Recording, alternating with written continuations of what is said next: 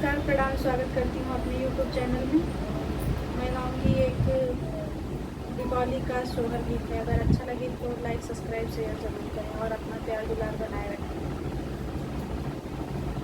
के कर ऊंचा ऊंचा मतवा तिलक भला सोहै तिलक भला सोहै हो बहिनी के कर गहरी गदरिया लगावै शुभ चंदन लगावै शुभ चंदन हो राम के ऊंचा ऊंचा मथवा तिलक भला सोहै तिलक भला सोहै हो बहिनी कौशल्या के गहरी गदरिया लगावै शुभ चंदन लगावै शुभ चंदन हो के कर कारी कारी अखिया का जरा भला सोहै का जरा भला सोहै हो बहिनी के कर पतरिया मुरिया लगावै शुभ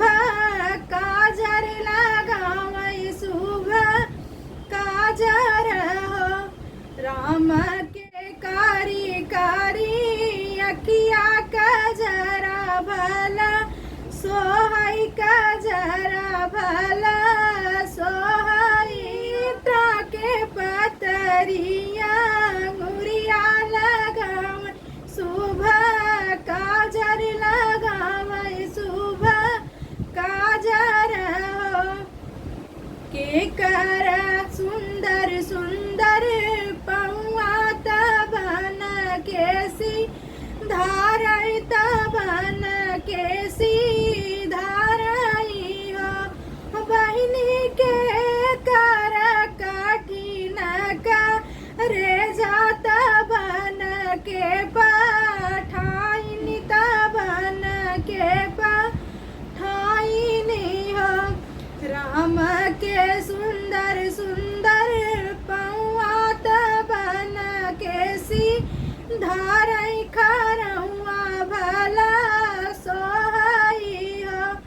बहिनी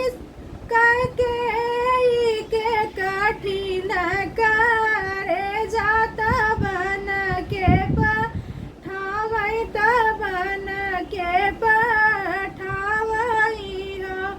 बहिन के कठिन करे जात बन के